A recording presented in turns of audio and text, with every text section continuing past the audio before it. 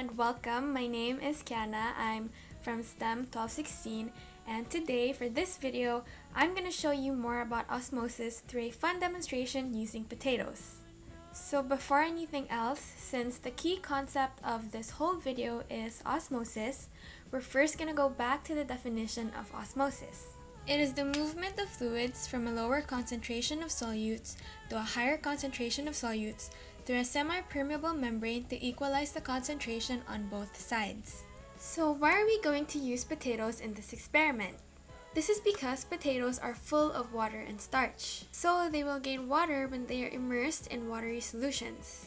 Now we're going to find out what's going to happen to the potatoes when they are put in hypertonic and hypotonic solutions. So keep on watching because now we're going to get onto the experiment to learn more about osmosis.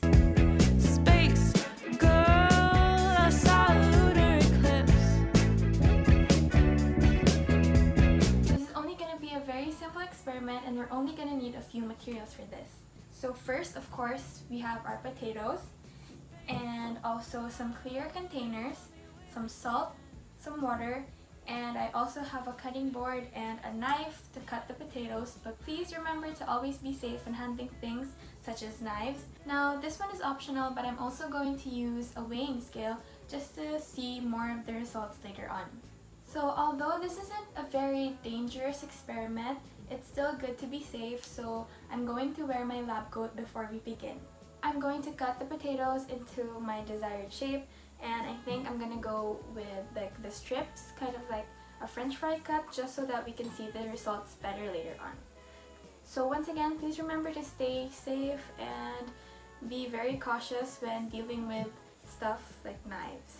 So I'm just gonna start by cutting it. I'm going to cut 3 strips, 3 for the water and 3 for the salt water solution. So I now have 6 strips of these potatoes and I'm going to weigh them real quick on the weighing scale and record whatever I see on my notebook.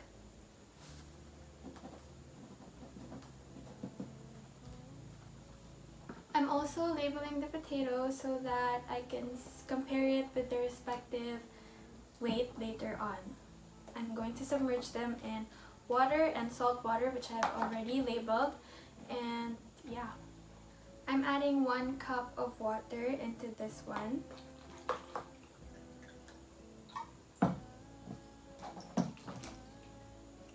And I'm gonna add around 2 tablespoons of salt.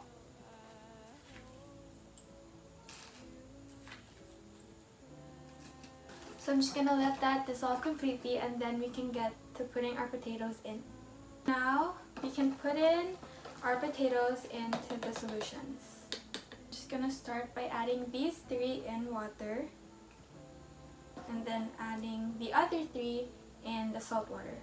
So we're halfway done with our experiment. Next, all we need to do is to wait until tomorrow because I'm gonna leave them overnight and I'm gonna check with you guys in a few hours to see what happened to the potatoes. So it is now the next day. The time is 10 o'clock in the evening, and I remember doing the experiment at 10 p.m. also last night.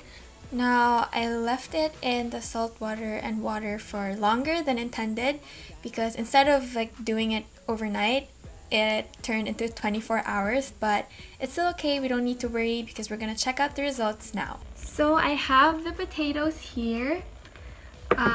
We're gonna check out what happened to it physically right now. I'm first going to check the ones that we put in the water. Okay, here it is. I just got one of them.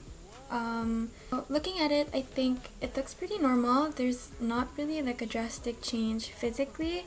It still has like the color from last night and it still looks like freshly cut potatoes, but I did notice that when I do this, like do that, I don't know if you can see, but there's like some sort of starch coming out, so that's what it looks like. But other than that, nothing really happened. Let's get on to the salt water. I hope you can see it, but there's a bit of discoloration on the ends of the potatoes and it doesn't really look as bright as they were last night. So yeah, physically that's it. There's been some discoloration. If you compare the two, the color of them, it's not really the same. This one is more darker. We're gonna do a flexibility test to both of them. Again, with the one in the water, this one feels very firm and crisp. If I bend it, it looks like this. It doesn't really bend. So basically that's it. It's very firm, nothing much. Now for the salt water, I think it's actually pretty interesting how it's like this, very flimsy and bendy. It's not as firm as this one though, for sure. Like if you compare it, this one can even stand on its own. It won't really snap that easily, unlike this one. There, you can see that. So salt is the key here. Water will move from an area of less salt to more salt, or more water to less water. And so when the potato is placed in salt water, all the water that is inside the potato moves out by osmosis. Thus, the potato gets all flimsy and not crisp anymore.